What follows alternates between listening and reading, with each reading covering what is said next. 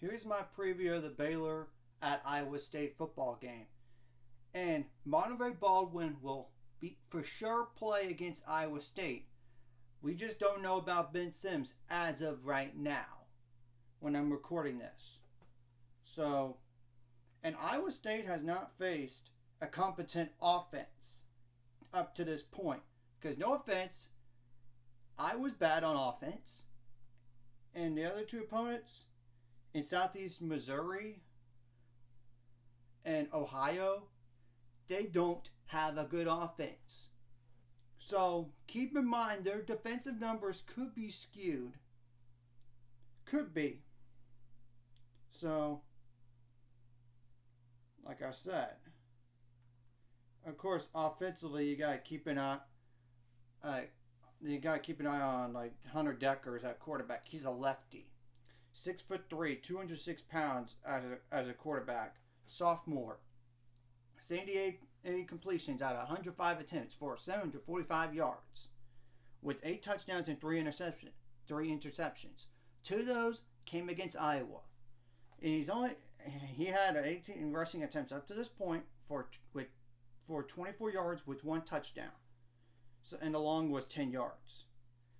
And offensively, they have allowed 3 sacks, 11 tackles for loss, 2 fumble recoveries, and 3 interceptions by the opponent. 31.7 points per game, which I think might be skewed in terms of the 2 blowout wins they had. I think 156 rushing yards per game, but their passing yards per game is a lot higher. 259 yards per game. 23 for 46 on third down, 3 for 4 on fourth down, 69 first downs, time possession, 33 minutes, 57 seconds. They run a spread offense, though. They could use 2 tight ends at once if they want to. The average weight of the 2 deep at offensive line is 307.1 pounds. And make no mistake about the running back room for Iowa State. They're not Breece Hall type. They're not. Duro Brock is one of those guys. Number 21, 6 foot, 220 pound running back. That's a junior. 50 rushing attempts for 280 yards with 1 touchdown. And the long was 61 yards. But you got to keep in mind the competition that he has faced up to this point. 10 receptions for 53 yards. Deion Silas is another running back. At number 22, 5'8", 180 pound running back. That's a sophomore.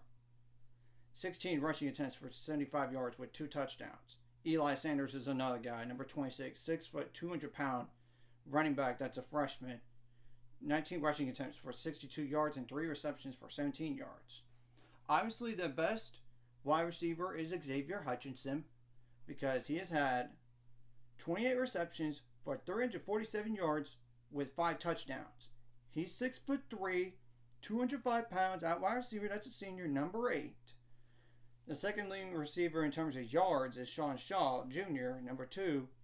6'6", 212 pound wide receiver. That's a senior. 8 receptions for 86 yards with 1 touchdown. Jalen Noel, number 13, is another guy to keep an eye on. Like the 5'10", 190 pound wide receiver. That's a sophomore. 12 receptions for 77 yards and 1 rushing attempt for 5 yards. Deshaun Hanaka, number 83, is 6'6", 238 pound tight end. That's a junior.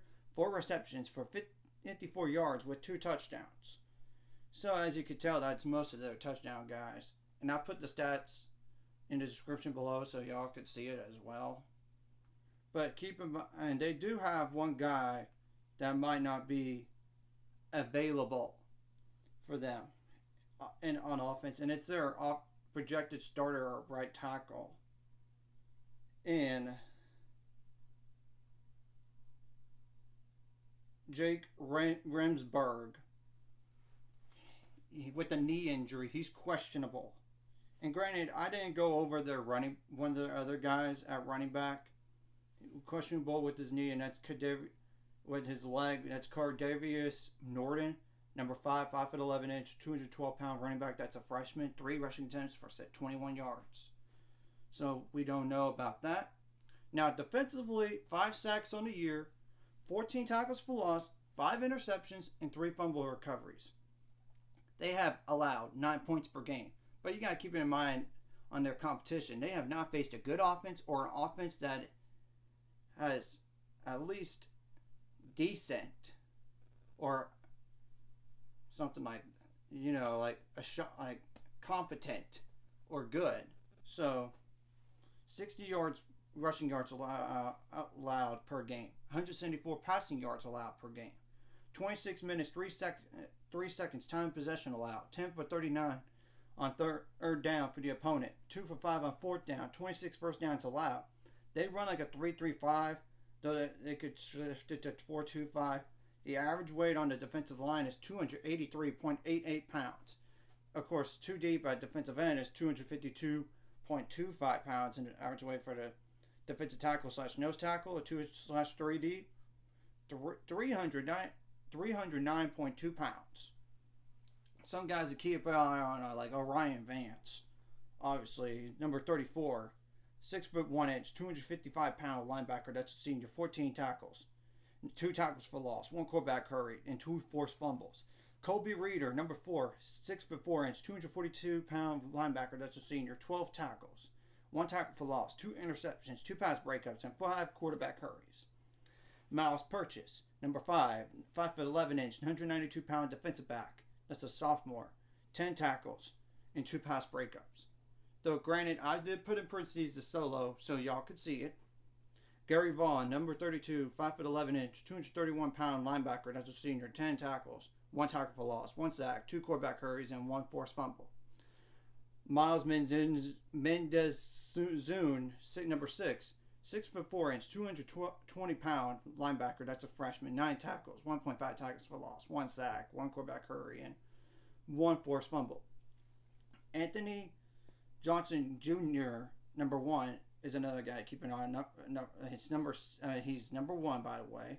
6 foot, 207-pound defensive back. That's a senior. 8 tackles, 1 interception, 1 pass breakup, and 1 quarterback hurt. Both Frailer, number 17, is questionable with an upper body injury. He's 6'2", 212 pounds as a defensive back. That's a sophomore. 8 tackles and 1 quarterback hurt. Some other guy like Trayon Howard, number 25, 6'1", 200-pound defensive back. That's a freshman. 8 tackles.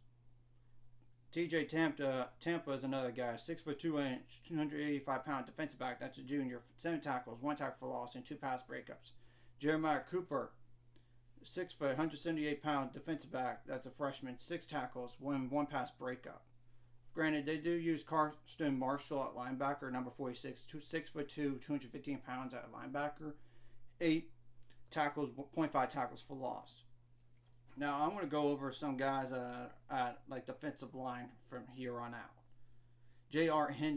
Singleton, number 56, 6'2", 300-pound defensive lineman. That's a sophomore, 5 tackles and 1 forced fumble. M.J. Anderson, 6'3", 275-pound defensive lineman, 4 tackles, 0.5 tackles for loss, and 1 fumble recovery. Will McDonald IV, number 9, 6'3", 236-pound defensive end. That's a senior, 4 tackles, 1 tackle for loss, 1 pass breakup, 2 quarterback hurries, and 1 fumble recovery. Blake Peterson's another guy, number 91, 6'4", 260-pound defensive end. That's a junior, 4 tackles. Joey Peterson, number 52, 6'4", 238-pound defensive end. That's a sophomore. 3 tackles, 1 tackle for loss, 1 sack, and 1 forced fumble. Howard Brown, number 99, 6'2", 312-pound defensive lineman. That's a freshman. 2 tackles. Jaden Gray, number 97, 6'3", 254-pound defensive end. That's a freshman. 2 tackles, 1 tackle for loss. Tyler Anyedem, number 11, 6'4", 292-pound defensive lineman, freshman, 1 tackle, 1 interception, and 1 quarterback hurry. Dominic Orange, number 95, 6'4", 350-pound defensive lineman. That's a freshman, 1 tackle. Now, special teams wise, it's kind of brand new for the most part on the guys most to use, like Tyler Perkins, number 80, 5'11", 195-pound punter. That's a freshman. 9 punts for 357 yards. 53 is the long. The average is 44.1.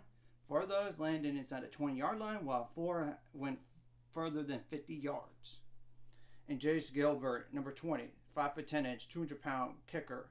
That's a freshman. 4 for 4 on field goals, which is like 1 for 1 on 1 to 19, 2 for 2 on 20 to 29, and 1 for 1 on 30 to 39 yards. And the long is 39 yards. And he made 11 extra points out of 12 overall. So, just a brief rundown on that. But I will say, Iowa State has not been tested, like I said. Nowhere close to tested. Yes, Iowa's good.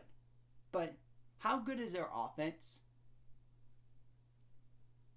Can you say something? They're not that good. I mean, the first 2 games, they averaged 10 points per game. Yes, they scored 27 in the last game, but that's against a Nevada team that's terrible. So, I don't know what to think on them. But I will say, on both sides of the ball, you got to limit the penalties in this game as much as possible. I would obviously say, I want to start defensively. You got to shut down the run. And you got to contain everybody else. Xavier Hutchinson may get his, but the thing is, in that Iowa game, they only had 184 passing yards in that game that they won against Iowa. But he had 11 receptions for 98 yards with 1 touchdown. And they did force turnovers, which is another thing you got to do. Force turnovers. Because he did turn the ball over some in that game against Iowa. Let's keep that in mind. Against a true test. So that's one thing you got to do. You got to pressure him better. You got to pressure him. Confuse him. And make sure you take away the run game, like I said, to make him feel the pressure of throwing the ball and make him uncomfortable when he's throwing it at that. Make him go off his back foot and make him try to chunk one up instead of line drive it or make it very, very accurate. I mean, and I know this is going to be a good test defensively with our secondary here. We just need to make sure nobody else hurts us except Xavier Hutchinson, but even him. You got to limit him as much as you can. But I know he's going to get his, but just don't allow the big play. Don't allow chunk plays downfield. Now, offensively, you got to take care of the ball a lot better than you did last game because 3 turnovers usually don't cut it in a win, especially in a blowout win. First of all, because Iowa State committed 3 turnovers against Iowa, but Iowa lost the game because they had 3 turnovers on their own as well. So, you got to not have turnovers. Besides the penalties, I mean. And you got Monterey Baldwin back. He's probably going to go downfield and be more of a vertical threat to Iowa State now with him back for sure. Besides the jet sweeps or the runs he does. I mean, that's the thing. You got to execute your blocking. I'm not just talking about offensive line either. I'm talking about tight end and wide receiver on those running plays. Of course, passing plays, you got to do a good job pass blocking as well. And we still don't have Khalil Keith. Still don't. For this game. And hopefully it will be sooner rather than later. And I know defensively as well, Cole Maxwell, it might be a little longer. And still no Tate McWilliams on offense for this game, which hurts. But you got 3 good backs. I know Quaylen Jones didn't get many carries last week. I know he did it. But the prior game, he did good against BYU. You got to keep that in mind. And I know Craig Squirrel Williams didn't have many carries last week either. But he had a pretty good game against BYU too. I mean, to go over their numbers against BYU, Craig Squirrel Williams had 17 rushing attempts for 68 yards. Quaylen Jones had 16 rushing attempts for 67 yards with 2 touchdowns. So, you got to keep that in mind. Both of those did pretty good. And we know Richard Reese went off last week. You know that because when you look at the numbers, 19 rushing attempts, 156 yards with 3 touchdowns, and along was 52. And you got on both sides of the ball, and as a team as a whole, don't put so much more pressure on yourself than you need to. Just play looser, as in, like, play green, and don't have to worry about expectations. Just play your game to the best of your ability with no pressure or additional pressure on yourself and playing with nervous energy. And don't be afraid to run the ball with Blake Shapen a little bit just to keep the defense honest. But of course, we don't want him to get so many hits too, so that's a problem. Obviously, we don't know about Ben Sims, but you got to keep in mind, last game they had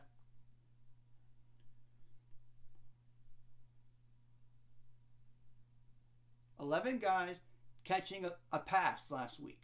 And that's not including Monterey Baldwin because he didn't play last week. So you got enough versatility still. I mean, that's including Kelsey Johnson at tight end. That's a freshman. Drake Dabney, the number 2 tight end, with Ben Sims being number 1, of course. Of course. So you have a little more versatility as like go by committee now with Monterey Baldwin for sure back.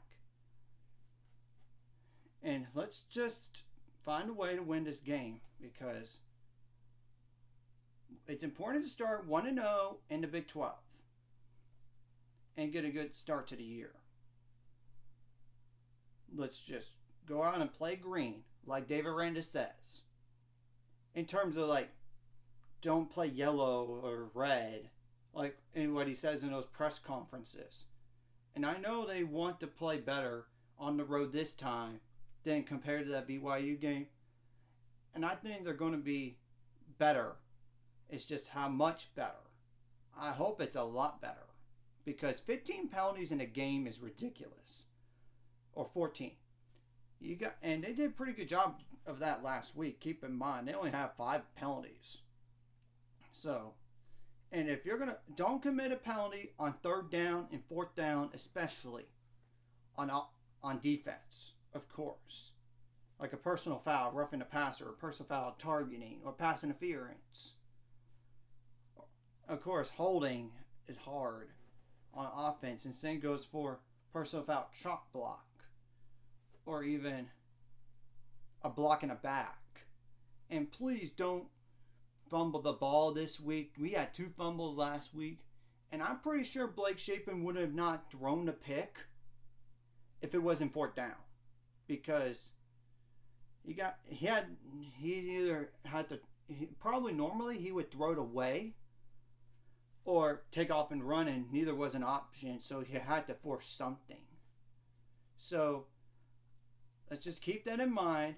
And I know the offense has been down the last 2 games, but I think part of it's due to injuries to Monterey Baldwin and Ben Sims. But now you got Baldwin back. It should be better. It's just how much better, we'll have to wait and see. Anyways, I just want to go over this game.